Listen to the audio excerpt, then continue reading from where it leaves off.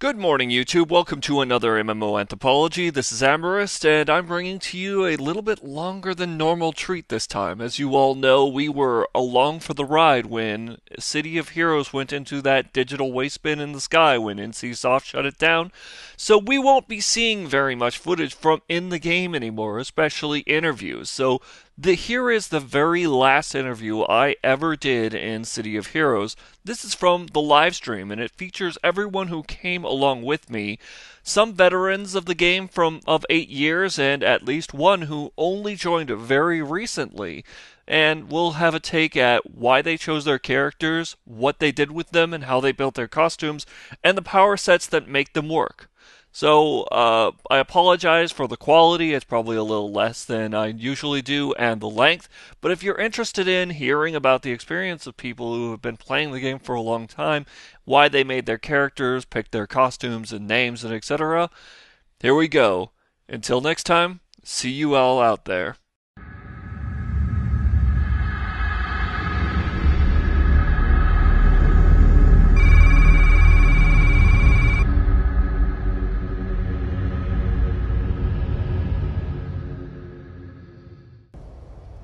So in that case, let's do Mintaka. I see you have Sacred Illusion. Come over here. Alright. Now I know that there's an interview with you on MMO Anthropology right now in Yes, Diablo is. 2. But Diablo 3. oh, you're correct, Diablo 3. Man, my brain out the window today. So you're playing Sacred Illusion because you're on the hero side, but normally you play your mastermind, right? Well, I have several characters on the villain side that I've been going back and forth on. This character is actually the first character I got to level 50. Probably about my third or fourth character overall, though. So can you tell us a little bit about her powers and why you chose the name and maybe the costume? The character is a broadsword regeneration character. I have found that she is very hard to kill. Nope. I have lots of healing powers. I have a self-healing power. I have a healing power that gives me lots of health and extra health. Lots of really nice sword powers. I have super jump. Several different toggles. The background of the character. Back in college, while I had to take the bus to school the first couple years I was in college, and it was generally a 70-minute bus ride there. So I had lots and lots of free time, and during that free time I started writing a short story, and this is based on the main character of that short story. I never really finished the short story, though. But you did reincarnate her in the form of a hero in City of Heroes. Exactly. Yes, I did. Well, that's awesome.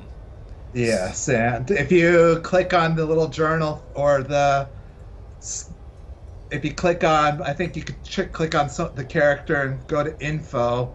That'll give you a bit of an idea of what that short story was about with this character. Reality time, it is all simply an illusion. I'll put this on the screen for a little bit for people who are watching the video on YouTube, and you'll be able to go back to it. But in the meantime, I am going to move on to someone else. Kaz and Spy, have you fixed the audio issue, or should I grab someone else? Yeah, let me go first. Okay. The other pixie is dealing with some dogs. Okay, so I've got you in my reticle.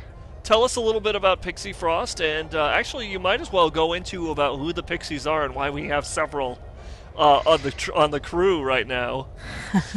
Well, I think we all got the game at about the same time when it first came out, so I was kind of recruited by Pixie Lollipop and Pixie Hellfire to join the Pixie crew.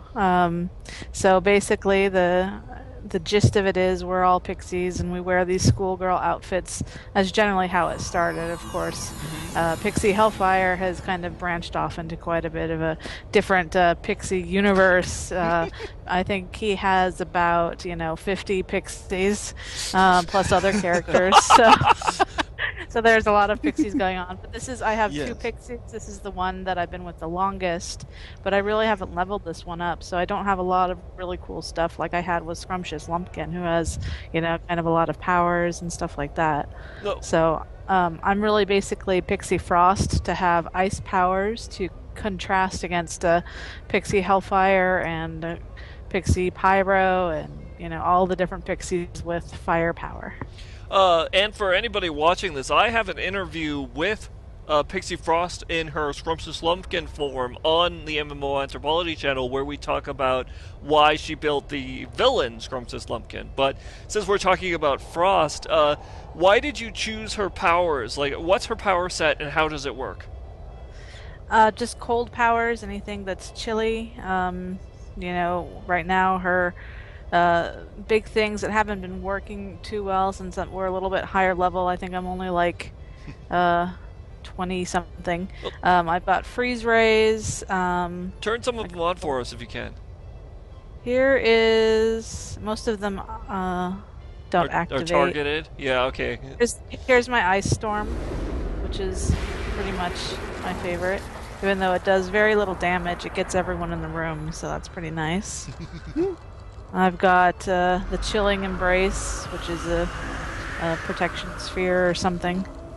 And then I also have those cool little pets that we looked at before. Here is the Watcher in the Well, I think it's called. Oh yeah, what does that do? Aside from look cool. I really have no idea where I got this. It was just in my mailbox when I was going through my powers that you get for being a veteran, since we've been here since the very beginning. And it just there. I'm not sure how I earned it. Right. So check your mailboxes. You might have some special things that you didn't even know were there. In the next couple hours. Yeah. So since you're, thank you very much, Pixie Frost. I'm going to move on to the next Pixie who's standing right next to you, scheming. Who, me? You. Me? So this is Pixie Lollipop. To anyone watching, I've actually interviewed him in DC Universe Online for one of his characters. When I do interviews, I interview people in a virtual world, and generally I have them choose where they want to be interviewed in, and the idea is to get an idea of why they chose what they made there and why they chose that game. And of course we're in City of Heroes, so give us an idea of who is Pixie Lollipop and why the specific costume and etc. Well, let's just start out with who is she? Well, Pixie Lollipop is my Munchkin character. Basically designed to level up extremely fast during the Winter Lord event. For those not in the know, the Winter Lord was a powerful boss who showed up across the streets of the city and gave a ton of XP. We're talking like he'd give a whole level's worth of XP all at one time. I think it was like 8,000. Yeah, that's a lot. A huge amount of XP all at once, and he would show up again pretty much immediately after he was killed. He became known as the Level Lord. Well, Pixie Lollipop takes advantage of a quirk of the combat system in that some of the hold powers are completely overpowered. And some of the incidental powers are also completely overpowered. Can you show off some of those powers? Why, yes. The hold power in particular here is the Ice Patch. You might have seen this already on the stream. Bad guys get in, they don't get out. Yeah, this is the one that we all have a tendency to call comic relief, because when bad guys are standing in it, they have a tendency to slip and fall. Yes! I was noticing that. I didn't know that was what was causing it, but I thought that was pretty funny. It's like they couldn't seem to stand up again. Come into my Ice Patch. Come into my Ice Patch. You will love my Ice Patch. So that's This I love my nuts. This Ice Patch is step 1. Step 2 is what happens once they're in the Ice Patch, and that is burn. Burn patch, right. This does DOT, damage over time, but it does that damage extremely fast. And so with a little bit of pumping up, it becomes a monstrous horror to get caught in. And since they're slipping off the ice patch, They can't get out. they can't get out. Right. It's great. You really have to see it in action. It's wonderful. You'll love it. So Pixie Lollipop is essentially is she an ice fire tanker or a fire ice? She is a fire ice tanker because tankers get their defensive power first because they're tanks. Right. And yeah, my defensive power isn't really all that defensive. It turns you basically into the nuclear fireball. All the nuclear fire. Wow. This is my defense in action. Like Fiera Numina. Anyone who's seen the last live stream that I did in City of Heroes, well, the last, was a character named Fiera Numina, who is the one I played. She's also a fire tank. I see Pixie Frost here taking a photograph. Alright, so thank you very much, Pixie Lollipop. I'm going to check and see if Pixie Hellfire is ready to speak to. I think so. Okay, well, in that case, I'll move over a little bit. I see that you're holding a torch for City of Heroes. There's one last thing. Oh, okay. I'm going to steal the spotlight one last time. Go for it. The Pixies originally started when, well, the thing is that our humble narrator over there likes to make cute, sparkling, adorable characters. Oh, me? Sometimes. Could be. So I decided to preempt him by making a cute, sparkling, adorable character of my own. A axe-wielding tank named Pixie Sparkles. Well, from this sprang other pixies. And soon we decided to make a supergroup of it. And now there are pixies everywhere. Yeah, the supergroup was named the Pixie Patrol. One day I was bored a Friday at work when our bosses told us to go home and I couldn't, so I made a web page for it. And I made the symbol by grabbing the toilet symbol for women and putting wings on it. It actually worked out really well. It's amazing how these things happen. So I'm going to switch over to Pixie Hellfire now. Say hello to everyone. Hello. Wow, you are a little glowing demon of light, aren't you? So, tell everyone about Pixie Hellfire and why you chose the particular costume that she has and your power set. Well, you know, the Pixies were already kind of explained. Yeah. I ended up making a dozen, 2 dozen, I don't know how many Pixies. A lot of them are fire-based because... I think I got a list of them here. Yes, everyone take notes. You know, who doesn't like to burn things? Right. Everyone likes to burn things. I mean, the costume is mostly based around her technology origin, and the red from the fire kind of stuff. I don't know. I'm not sure quite what to say about the costume. Oh, that's fine. She's She had little robot arms. Cute and Bernie. She's supposed to be cute and Bernie. All kids love Bernie. Yep. So I assume that your primary power, you're a blaster, right? So your primary power here is fire. Yeah. Do any of those have an effect you can show off for everyone?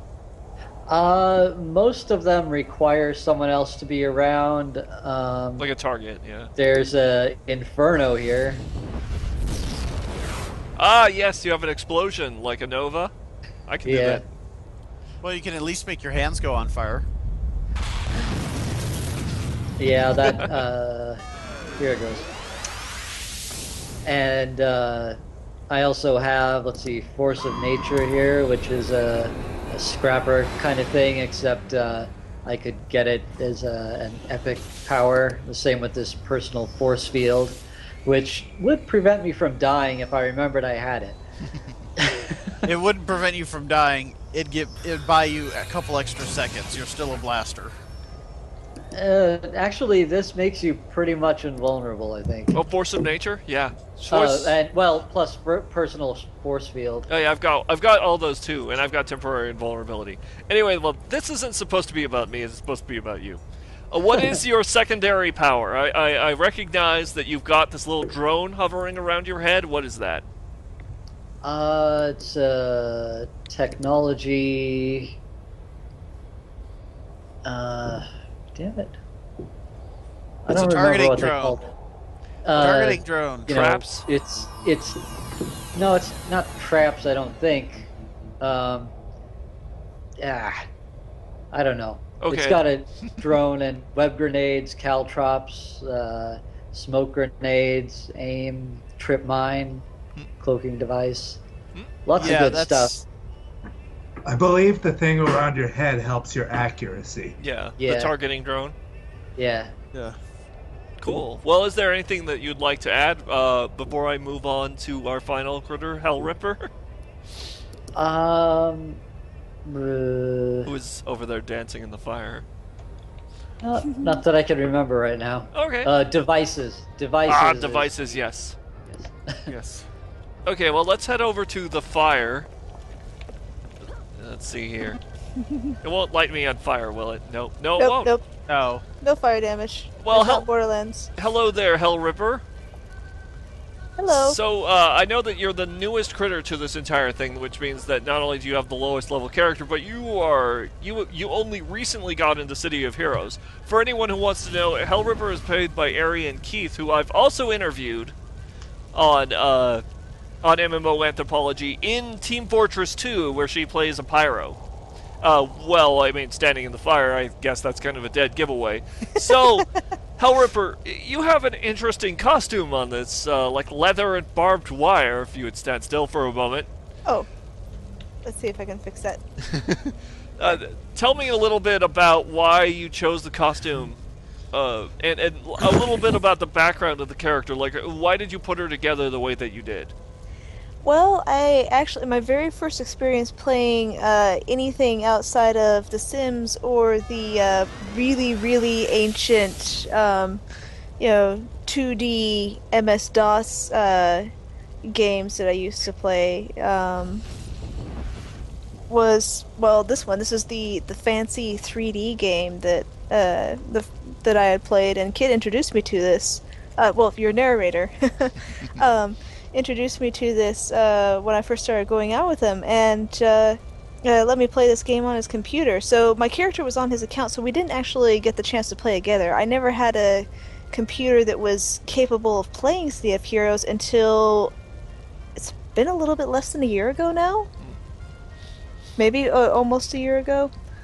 Yeah, first computer capable of playing, and the character that I had when I was on his account, as I was going through the character creator, of course I spent hours in there. It's like the best character creator I've ever seen, and I've never seen anything like it since.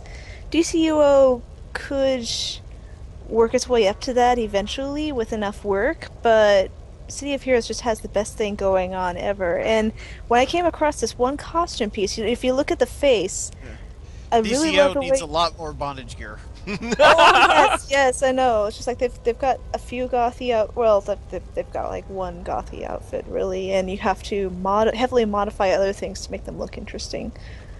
But yeah, I'm sure that everyone here can attest to how long that it takes us when we're in the character creator. One of the most fundamental parts of this game was being able to customize your character to the point where you could instill a sense of purpose or even artwork in your hero. It's like you could really use your own personality. Or more to the point, you can make terrible, terrible puns. It's like it allows for so much freedom of expression. Too many other games they don't have enough options. Like these character creators this is the best thing ever. So tell us about the power set that you're using and why you're constantly talking about molesting the enemy. Actually the power set first started off with going with the costume. Well, but the costume, I really like the idea of being able to cover up the face and obscure the nose and mouth, and the eyes wrapped with barbed wire is the best thing ever. And if I could actually pull it off as a costume effect in real life, I totally would. It's just that I wouldn't be able to see, so I haven't. And that's the only reason I haven't. Because I like the look of it. And I thought darkness powers would go really well with a character like this, so it just seemed like it would fit, with the mood of the rest of the stuff. And did look pretty neat. And also I did have a death shroud on my Keldy, my very first character, so I kind of wanted to bring that back, the orbiting debt. So I wanted something that was similar to that. And then when I found out this had tentacles, that just, I don't know, it kind of cracks me up. Tentacles pop out of the ground and start slapping people in the face. Yes, that's what they do. Yeah. Well, they can slap other places too, but I won't get into that part so much. They will slap people in the face and so on and so forth. And Well, I don't know, that just cracked me up. getting The a funniest message. bit I'll have to turn him was- down. You summon the only tentacle monster that loves the Three Stooges. Can I get you to move out of the fire so that we can show off the Oh. shroud effect? Yeah, there we go. Yeah. Yeah, it's It's basically this darkness aura that flows this miasma over the floor. Everyone loves miasma. Yeah, it brings up another point of the character creator. You can actually choose the colors of your power set. These used to be some awkward pinks and oranges that I didn't particularly like. And I'm like, no, these are darkness powers. They should be, darker colors. And so I switched to more purples and blues, which are my favorite, among my favorite colors. And it's just so much customization. Well, that's about it for City of Heroes. If you're interested in the other covers that I've done of it, or even the 5 hours of the live stream during the finale when it went out like a light, I'll be leaving some annotations and some links in the description. And, well, that's it. Goodbye, City of Heroes. Farewell. You suck, NCSoft. To the rest of you, good night and good dreams.